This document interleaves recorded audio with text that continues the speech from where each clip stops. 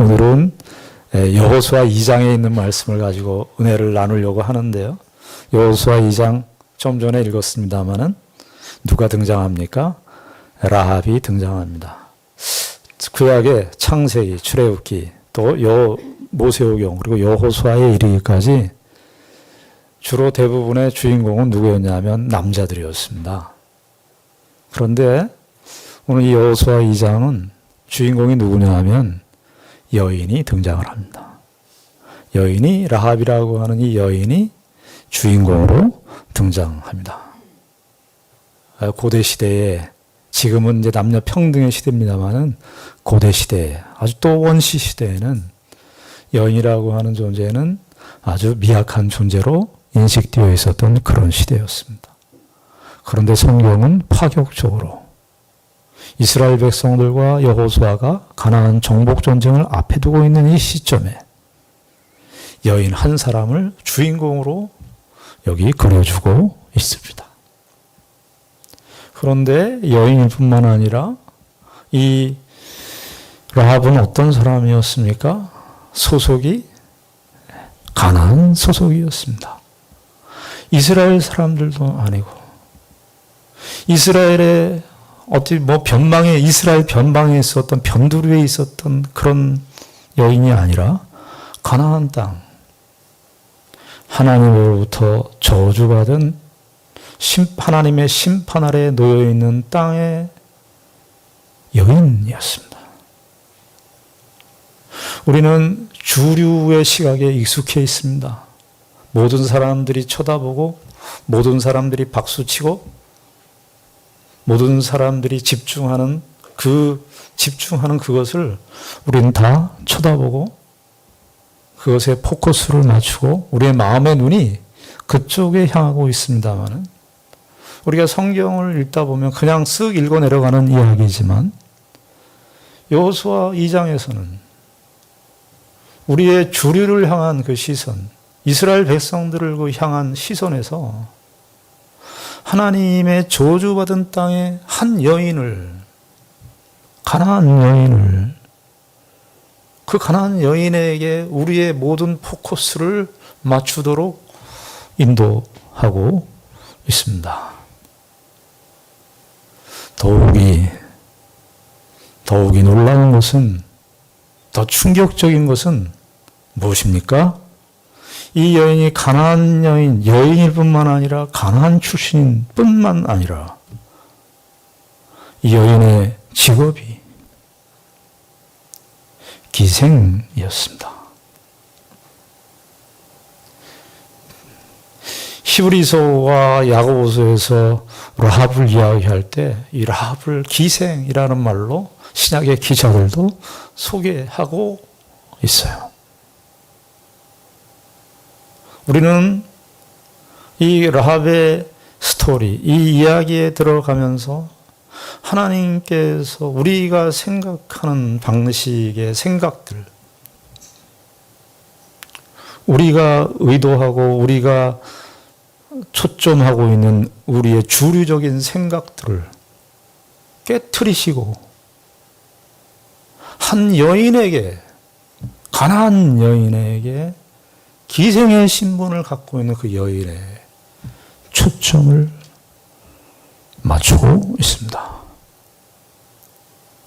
하나님께서 하나님의 역사를 이루어 나가시는 일에 있어서 우리의 생각과 얼마나 다른지, 우리의 기대와 우리의 예측과 얼마나 크게 다른지 우리는 이 2장의 사건을 통해서 확인하게 되는 것입니다.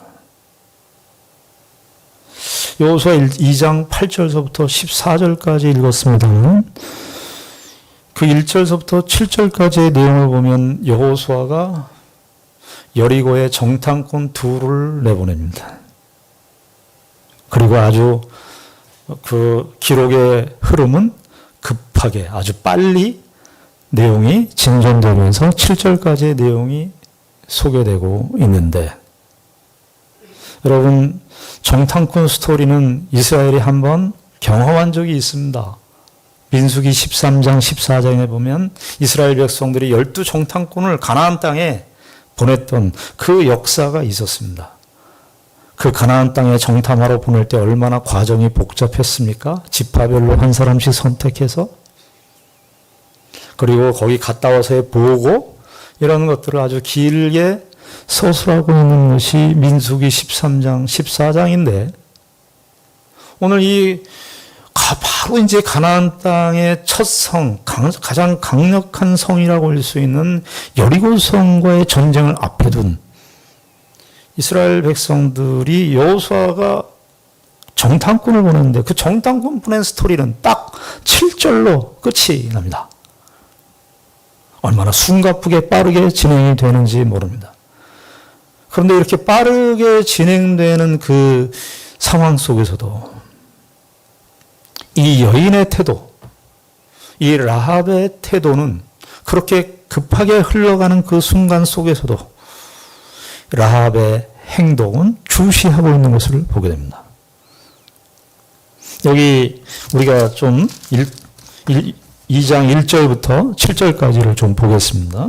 2장 1절부터 7절까지 보면 눈의 아들 여호수아가 시딤에서 두 사람을 정탐꾼으로 보내며 이르되 가서 그 땅과 여기 그 땅과 여리고 이렇게 되겠습니다. 그 땅 곧 여리고 이렇게 보시면 되겠어요. 그 땅 곧 여리고를 엿보라 하며 그들이 가서 라합이라는 기생의 집에 들어가 거기서 유숙하더니 그 여리고 땅 건널 때 여리고 땅 갈 때 요단강도 건너고 했는데 그런 모든 과정을 다 스킵해버리고 다 넘어갑니다. 바로 기생의 집, 라합이라고 하는 기생의 집에 들어가 거기서 유숙하더니 1절 아주 짤막하게 표현을 해요. 그리고 2절에 보니까 어떤 사람이 여리고 왕에게 말하여 이르되 보소서 이 밤에 이스라엘 자손 중에 몇 사람이 이 땅을 정탐하러 이리로 들어왔나이다.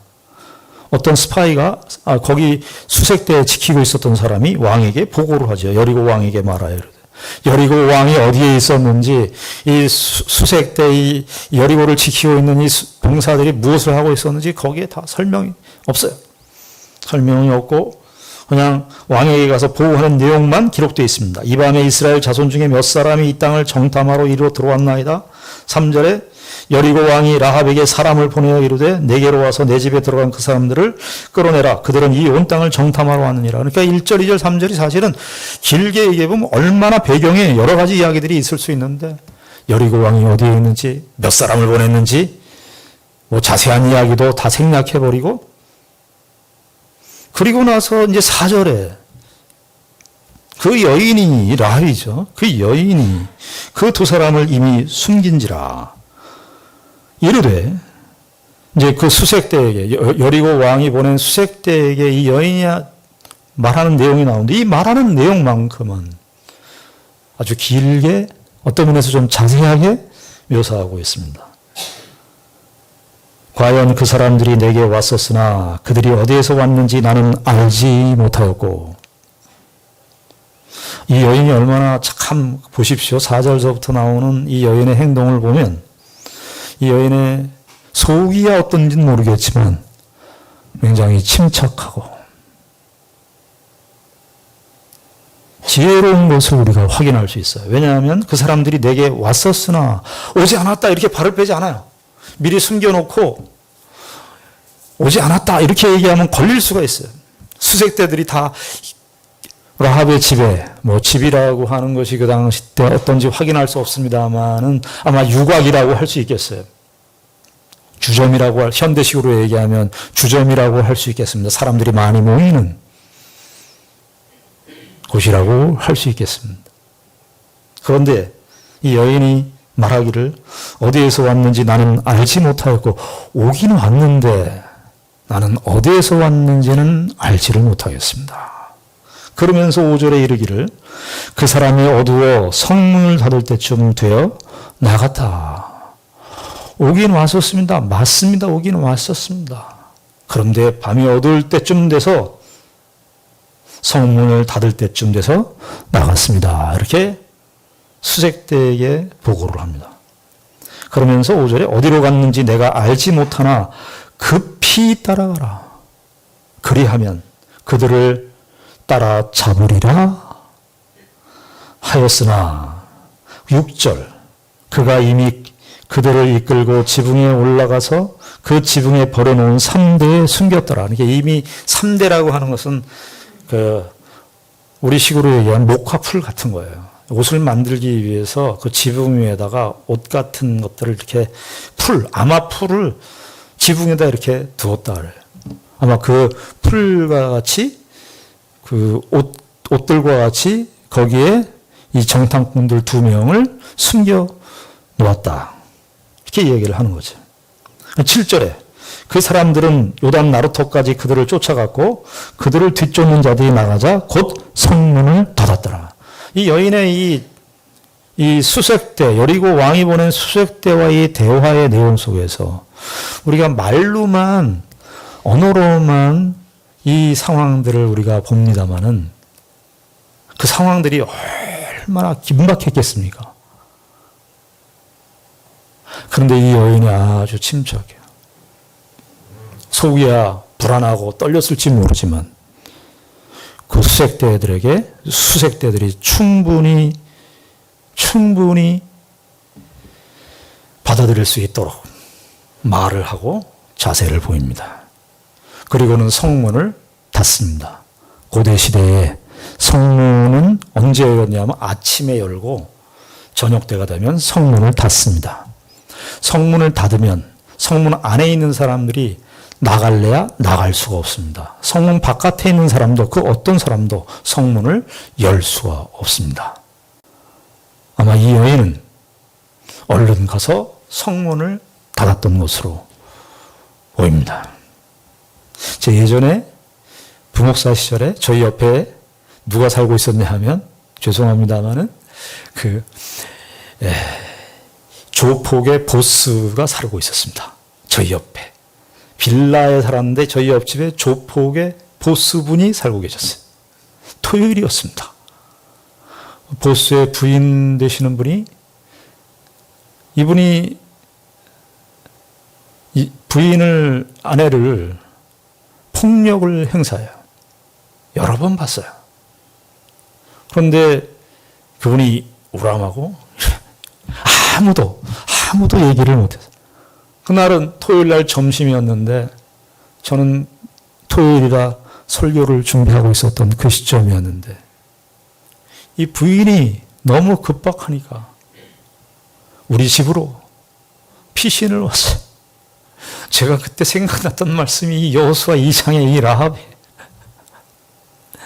그런데 그 남편분이 문을 열었어요. 저하고 이렇게 딱 대면을 했죠. 제 부인을 어디에다가 숨겼냐 하면은 저희 장롱에다가 숨겼습니다. 그때 그 순간이 얼마나 위급한 순간이. 술을 많이 드시고 술 냄새 팍팍 풍기면서 문을 열었는데 그 술 냄새의 기운이 저 앞에 오면서 제 아내가 여기 들어왔죠. 제가 다 알고 왔습니다. 아내를 빨리 보내주세요. 그때 그 짧은 순간 제가 그때 참 하나님이 그때는 또 이렇게 은혜를 주시는 것 같아요.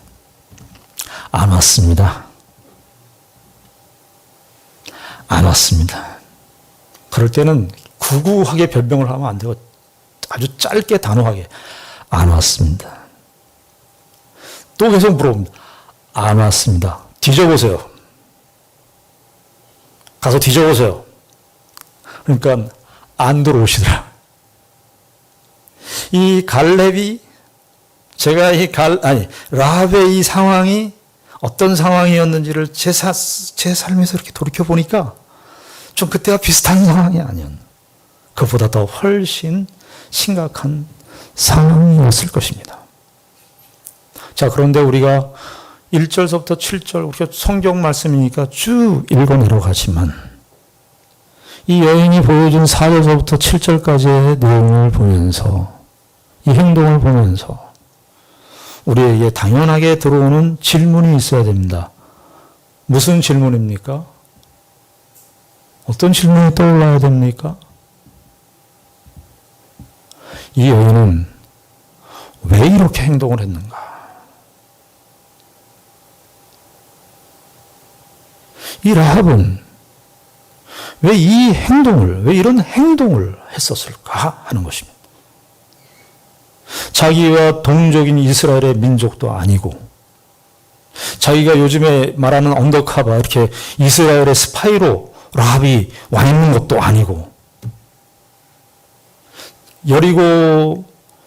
여리고와 지금 이스라엘이 대치하고 있는 상황 속에서 여리고 왕이 보낸 수색대 앞에서 이 여인은 왜 이렇게 행동을 했을까? 그 왜에 대한 질문을 떠올려야 되는 것입니다.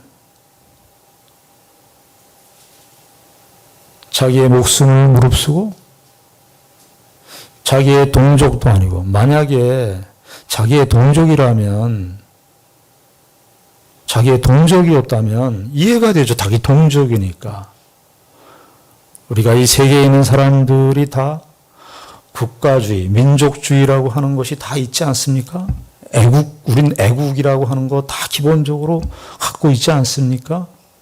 그러나 만약에 애국의 관점에서 이 라합을 본다면 이 라합은 애국자가 아닙니다.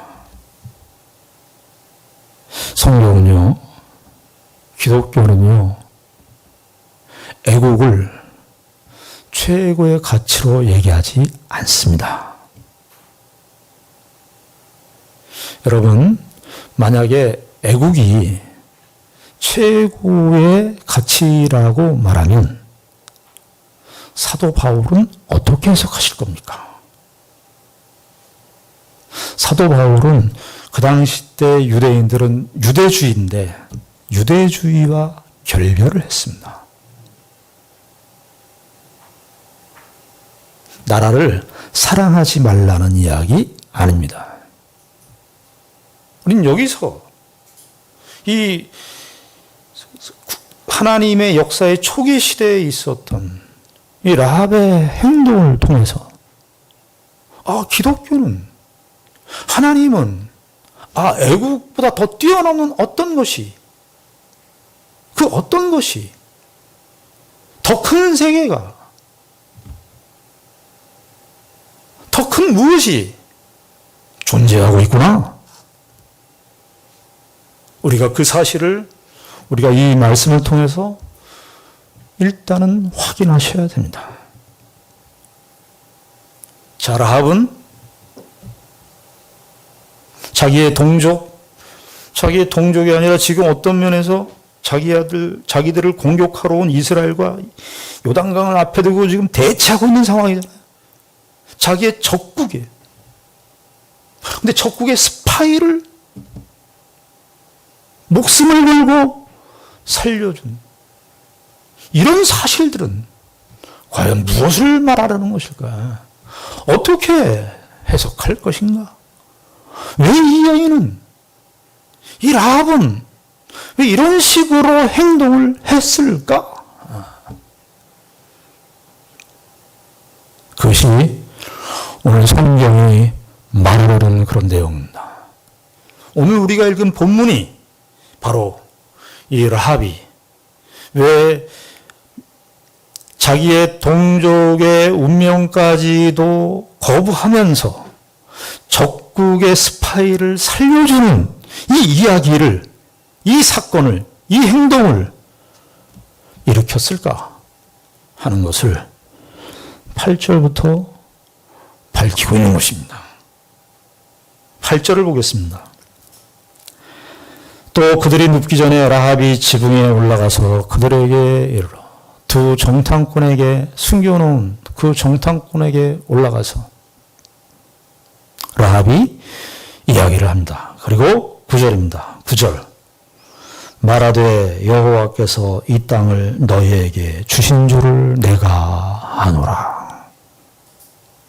우리는 이 라합의 이 처음 표현, 여호와께서 이 땅을 너희에게 주신 줄을 내가 아노라. 여러분 여호수아 1장을 한번 가보시죠. 1장 3절을 보십시오. 1장 3절을 보시면 이렇게 되어 있습니다. 하나님께서 여호수아에게 말씀하시는 장면이죠.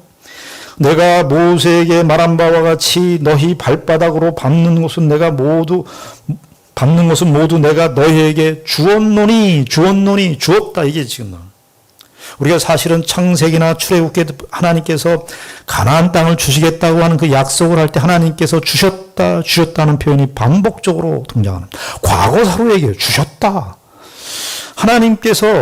하나님 가나안 땅이 시간적으로는 미래에 이루어질 성취 사건이지만 하나님의 시간 속에서는 이미 주어진 사건으로, 성취된 사건으로 이야기를 하는데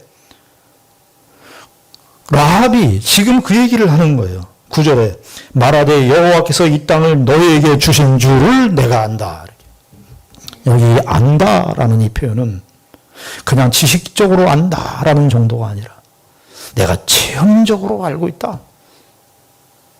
여호와께서 너희에게 이 땅을 주셨다는 것을 내가 안다. 그러면서 9절에 뭐라 그럽니까? 우리가 너희를 심히 두려워하고 이 땅 주민들이 다 너희 앞에서 간담이 녹았다. 그렇게 말합니다. 간담이 녹았다. 그러면서 10절에 이렇게 말씀하죠. 이는 너희가 애굽에서 나올 때에 여호와께서 너희 앞에서 홍해 물을 마르게 하신 일과 너희가 요단 저쪽에 있는 아모리 사람의 두 왕 시온과 옥에게 행한 일 곧 그들을 전멸시킨 일을 우리가 들었음이라. 여기 간담이 녹았다 이렇게 9절에 나와 있는데 그 간담이 녹은 이유가 뭐냐 하면 언제부터 간담이 녹았냐 하면요. 10절에 보면 이는 너희가 애굽에서 나올 때에 언제입니까? 출애굽할 때죠. 적어도 라합이 살던 시대적인 시간적으로 보면 한 400~500년 전에 이야기야. 근데 너희가 애굽에서 나올 때 여호와께서 너희 앞에서 홍해물을 마르게 하신 일 그것을 기억하고 간담이 녹고 있다는 거예요. 출애굽기 15장 15절을 한번 가보시겠습니다. 출애굽기 15장 15절입니다.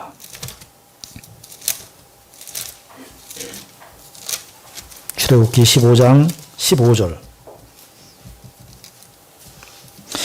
출애굽기 15장은 어떤 내용입니까? 이스라엘 백성들이 출애굽 좀 전에 라합이 말했던 그 출애굽 사건이에요. 출애굽 사건이 있고 난 다음에 홍해를 건너고 난 다음에 모세가 찬송을 하는 내용이 15장에 나오는데 그 15장 15절에 이렇게 고백이 되어 있어요. 15장 15절에 보니까 에돔 두령들이 놀라고 모압 영웅이 떨림에 잡히며 그러니까 그 당시 때 고대 근동에 있는 나라들이 다 무섭고 두렵고 떨었다는 거예요. 출애굽 사건을 보면서. 그 다음에 가나안 주민이 어떻게 했어요? 다 낙담하나이다. 이 낙담하나이다 라는 이 표현이 여호수아 2장의 이 여인이 2장 9절에서 간담이 녹나이다 라는 말과 같은 표현이에요. 그러니까 라합은 400여 년, 한 450여 년 전에 있었던 출애굽 사건을 기억하면서 그때부터 하나님의 역사의 흐름을 보면서 지금 그런데 이 라합의 입장에서 보았을 때 출애굽하신 그 450년 전에 일으켰던 그 하나님의 역사의 대상인 민족인 그 이스라엘이 지금 여리고 땅 앞에 요단강 앞에 와 있는 그 현실을 보고 있으니 라합의 입장에서는 이렇게 보고 있는 겁니다. 하나님의 약속이 드디어 이루어지고 있는 시점에 와 있구나. 라합은 그렇게 본 것입니다. 어떻게 라합은 이 신앙을 갖게 되었을까? 어떻게 라합은 이 믿음을 갖게 되었을까? 우리가 이 본문 속에서만 발견할 수 있는 것은 10절에 보시면 이는 너희가 애굽에서 나올 때 여호와께서 너희 앞에서 홍해물을 마르게 하신 일과 너희가 요단 저쪽에 있는 아모리 사람의 두 왕 시혼과 옥에게 행한 일 곧 그들을 전멸시킨 일을 우리가 들었다. 11절에 우리가 듣자 곧 마음이 녹았고 여기 들은 일밖에 없는 거예요. 그러니까 우리가 정확하게 이 여인이 어떤 경로를 통해서 들었는지 확실히 알 수 없지만 하나님께서 이스라엘을 통하여 행하신 일을 아마 그 당시 때 여호수아 1장에 보면 하나님께서 여호수아에게 율법책을 내 입에 두고 주야로 묵상하라고 하신 말씀을 생각해 보면 그 당시 때 모세오경이 글로 완성되었던 것으로 보입니다. 직접 그 성경을 토라를 읽었는지 아니면 그 당시 때 가나안 사람들과 어떤 교류가 있어서 이스라엘 백성들과 교류가 있어서 그 이야기를 들었는지 어떤 경로인지는 알 수 없지만 들어서 이 여호와 하나님을 신앙하는 믿음이 생겼다라고 밖에 볼 수는 없습니다. 그러고 보면 우리의 믿음도 라합의 믿음과 동일한 믿음의 시작을 가졌다고 할 수 있습니다. 왜냐하면요. 저와 여러분들도 예수 그리스도를 보셨습니까? 저와 여러분들이 예수 그리스도를 보고 예수를 믿으셨습니까? 예수 그리스도를 환상으로 혹시 보신 분이 있지만 그건 예수님이 아니죠. 여러분들 2000년 전에 예수님을 여러분들 보셨습니까? 그런데 우리는 믿잖아요. 어떻게 믿어요? 우리도 들어서 믿어요. 들어서 믿어요. 눈이라고 하는 것이 우리가 사물을 판단하는 데 있어서 중요한 기능을 담당하는 것은 사실이지만 우리의 이 청각이라고 하는 그래서 신명기에서 하나님의 말씀을 들으라 그럴 때 그 들음 요한계시록에서 성령이 교회에 하시는 말씀을 들을지어다 볼지어다 그렇게 얘기하지 않고 성령이 교회에게 하시는 말씀을 들을지어다. 어떤 자에게는 동일한 내용이 들려지는데 어떤 자에게는 그것이 믿음이 되는 것이고 어떤 자에게는 여리고 땅에 여리고 있는 모든 대부분의 사람들은 이 하나님의 역사를 들으면서도 그들은 믿음이 생성되지 않았고 이 라합은 들어서 믿음이 생긴 것으로 보입니다. 그러나 우리가 여기서 더 놀라운 것은 이 여인이 고백하는 그 하나님에 대한 고백이 누구 못지않는 아주 경건한 하나님의 사람의 고백인 것을 우리가 확인하게 됩니다. 여기 11절에 보시면 이렇게 되어 있습니다. 우리가 듣자 곧 마음이 녹았고 너희로 말미암아 사람이 정신을 잃었나니 너희의 하나님 여호와는 위로는 하늘에서도 아래로는 땅에서도 하나님이시니라. 그 하나님을 고백하는데 너희의 하나님 여호와는 위로는 하늘에서도 아래로는 땅에서도 하나님이십니다. 여러분 이 표현을 똑같이 쓴 사람이 있습니다. 누군 줄 아십니까? 모세가 이 표현을 그대로 썼습니다. 신명기 4장으로 가보시죠. 신명기 4장 39절에 가보시겠습니다. 신명기 4장 39절입니다.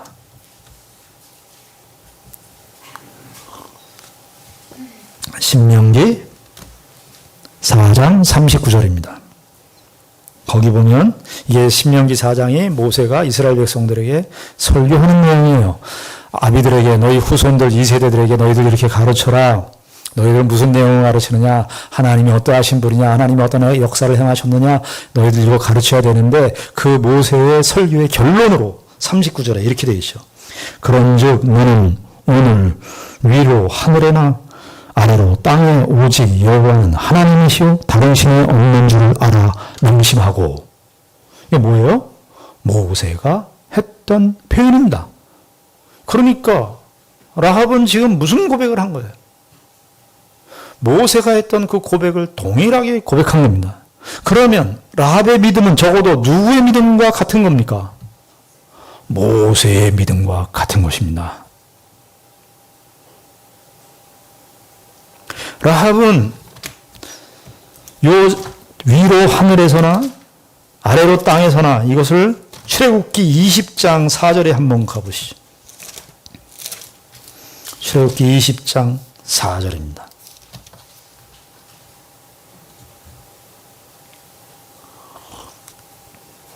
2계명을 10계명 중에 두 번째 계명을 말씀하시는 그 내용인데 20장 4절에 너를 위하여 새긴 우상을 만들지 말고 또 위로 하늘에 있는 것이나 아래로 땅에 있는 것이나 이게 성경에 딱 3번 나오는데 출애굽기하고 신명기에도 그 모세율 10계명을 그대로 반복한 거니까 출애굽기 20장하고 모세가 아까 말한 4장 39절하고 그리고 라합이 고백한 거예요. 2장 11절에 여호수아 2장 11절에 여기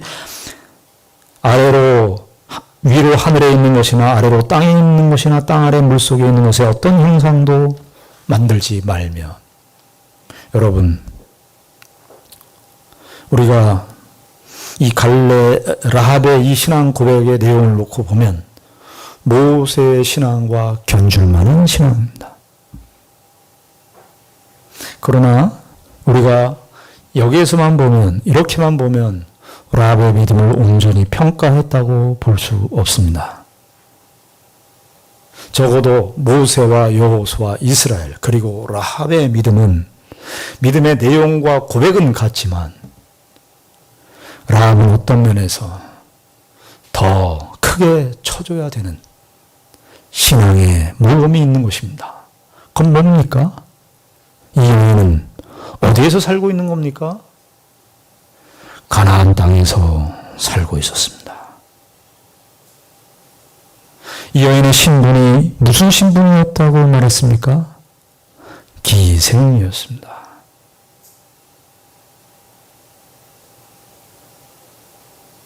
이 여인은 이스라엘 백성들이 숱한 이적과 표적과 하나님의 기가 막힌 인도하심과 역사를 보는 가운데서도 하나님을 믿을까 말까 했지만 그런 가운데서 하나님을 믿는 고백이지만 이 여인은 그저 듣고 그가 처한 현실은 가나안 땅은 어떤 땅입니까?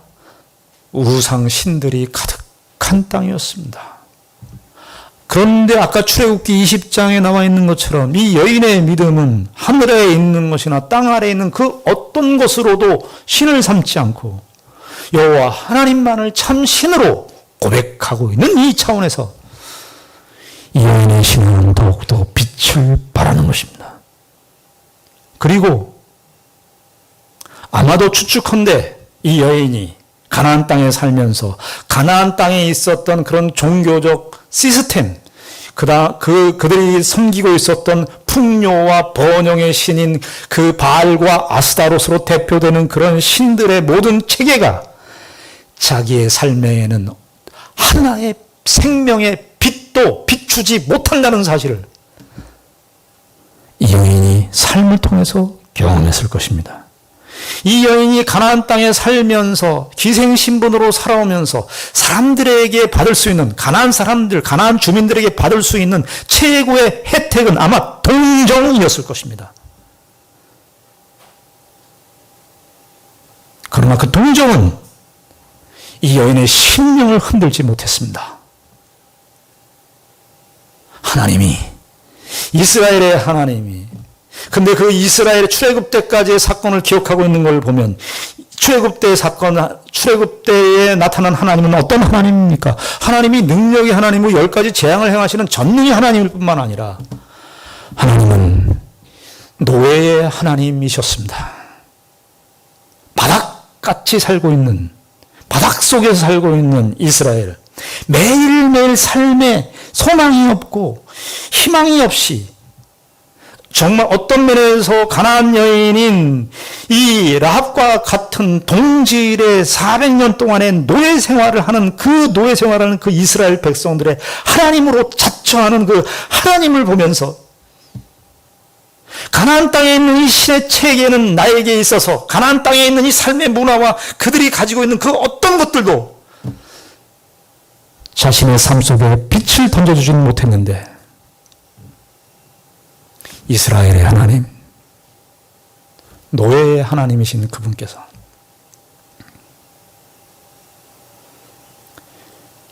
그 하나님의 복음의 빛을, 은혜의 빛을 자기에게 비춰주신 그 사실을 고백하고 있는 것입니다. 그래서 이 여인의 믿음을 신약의 성경 기자들도 잊지 않고 이렇게 고백을 했습니다. 히브리서 11장 31절에 보면 믿음으로 기생 라합은 정탐꾼을 평안히 영접하였으므로 순종하지 아니한 자와 함께 멸망하지 아니하였도다. 야고보서 2장 24절 25절에 보니 히브리서 11장은 믿음의 장인데 믿음장에서 이 라합을 소개하고 있고 야고보서는 행함의 장인데 행함으로 믿음을 입증하는 그 내용을 말하는 그 본문 속에서 야고보서 2장 24절 25절에 보면 이로 보건대 사람이 행함으로 의롭다 하심을 받고 믿음으로만은 아니니라. 25절 또 이와 같이 기생 라합이 사자들을 접대하여 다른 길로 나아가게 할 때 행함으로 의롭다 하심을 받은 것이 아니냐. 이 여인의 고백은 가나안 땅에서 참 유일하신 하나님을 섬겼고 행함으로 그 믿음을 입증한 여인으로 소개하고 있습니다. 세상이 기독교가 이 세상 사람들에게 도전받고 공격받고 시험받는 요소가 크게 두 가지가 있습니다. 하나는 뭐냐 하면 결국 기독교도 착하게 살자는 거 아니냐. 이웃을 사랑하면서 섬기면서 살라는 얘기 아니냐. 결국은 그거 아니냐. 여러분 만약에 그러면 기독교는 생명이 사라져버립니다. 기독교는 구원의 종교지 윤리의 종교가 아닙니다. 오늘 이 가나안 여인은 바로 그러한 식으로 하나님을 소개하지 않습니다. 그 하나님을 고백하지 않습니다. 그 하나님은 참 구원의 하나님이시고 자기에게 생명의 은혜를 허락하신 주님임을 고백하는 것입니다. 또 하나의 도전은 무엇이냐 하면은 세상 사람들이 거는 교회를 다니면서도 그 질문을 하시는 경우가 있어요. 목사님, 이 세상에 많은 종교가 있는데 왜 기독교만 구원이 있다고 말해요? 예수를 믿어야만 구원이 있다고 말합니까? 이것이 교회가 이 세상 앞에 받는 도전 중에 또 하나입니다. 오늘 이 라합의 이 하나님의 고백을 생각해 보면 그 질문은 이 여인에게 성립이 되지 않습니다. 왜냐하면 이 여인은 하나님을 통해서만 참 그분이 상천하지에 오직 위로나 아래로나 유일하신 하나님은 참 하나님이심을 유일하신 하나님임을 고백하고 있기 때문입니다. 여러분, 그런데 우리가 여호수아 2장을 마감하면서 정말로 주인공은 이 라합, 이 여인이 주인공이었을까요? 정말로 진정한 주인공은 누구실까요? 하나님이십니다. 이렇게 고백되어진 그 하나님이 주인공이십니다. 하나님은 이스라엘의 하나님일 뿐만 아니라 가나안 땅을 통치하시는 하나님일 뿐만 아니라 가나안 땅의 가장 바닥에 있는 거기에도 하나님께서 은혜를 베푸시고 생명을 베푸시는 그런 하나님이심을 드러내고 있는 것입니다. 여호수아와 이스라엘 백성들에게 무슨 도전과 격려를 주시는 겁니까? 여호수아와 이스라엘 백성들은 지금 요단강을 건너야 되고 여리고 땅을 가야 되는 전쟁 앞에 놓여 있는 불안한 위기 속에 놓여 있습니다. 하나님께서 여호수아와 이스라엘 백성들에게 어떤 격려를 주시기 위함입니까? 야, 믿음으로 땅을 밟아라. 믿음으로 여리고 땅을 밟아라. 왜냐하면 거기에 벌써 하나님이 역사하고 계시는 것 너희들 미리 보여주는 거예요. 하나님이 이런 가장 연약한 자에게 역사하시고 인도하시는 그 하나님의 역사하심을 미리 보여줌으로써 이스라엘에게 확신을 심어주는 것입니다.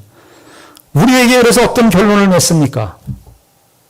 우리가 미래에 있는 일들을 다 알 수 없고 불투명하고 우리의 현실이 날마다 불안한 그런 현실 속에 있지만 하나님께서 우리의 걸음걸음마다 하나님이 앞서 행하시고 앞서 인도하시는 하나님의 인도하심을 너희들 기억해라.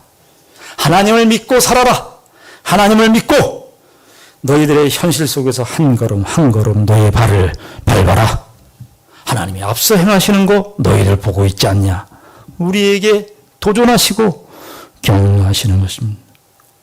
저희들 신학교 다닐 때 어떤 목사님이 와서 그 설교를 했던 걸 아직도 기억이 납니다. 여러분, 목회를 하십시오. 개척을 하십시오. 하나님께서 목사를 부르시는 그 순간부터 하나님이 그 목사를 통해서 보여주실 양들을 준비시킬 것입니다. 목사에게만 해당되는 약속입니까? 저와 여러분들에게 해당되는 약속 아닙니까? 우리가 우리의 미래를 우리의 생각과 계획대로 살아오셨습니까? 하나님이 우리의 인생 앞서서 행하셔서 우리의 길을 인도하시고 역사하셔서 이만큼 온 거 아닙니까? 그러니까 신자들이 되돌아보면서 항상 그 얘기를 하는 거죠. 하나님께서 지나고 보니까 하나님께서 그때 이렇게 역사하셨어. 이렇게 우리가 다 결론으로 고백한 것 아닙니까? 우리가 이 라합의 사건을 통해서 이 라합의 고백을 통해서 아니 하나님의 그 크신 놀라운 역사를 우리가 보면서 라합보다 더 좋은 조건 속에서 살고 있는 우리들인데 왜 우리는 하나님을 믿는 것이 왜 이렇게 약하고 하나님을 믿는 그 실력들이 왜 이렇게 쫄아들고 있는지 이 말씀을 통해서 다시 한번 도전과 새롭게 각오와 결심을 갖는 귀한 은혜가 있기를 바랍니다. 기도하겠습니다. 하나님 아버지 은혜를 감사합니다. 우리가 라합이 믿고 고백하는 그 하나님을 우리도 동일하게 믿고 고백합니다. 우리는 하나님으로 삽니다. 하나님의 은혜로 살고 우리의 미래는 하나님께 맡긴 채 살아가는 사람들입니다. 아버지 하나님, 우리가 살고 있는 이 세상은 가나안 땅과 방불한 세상입니다.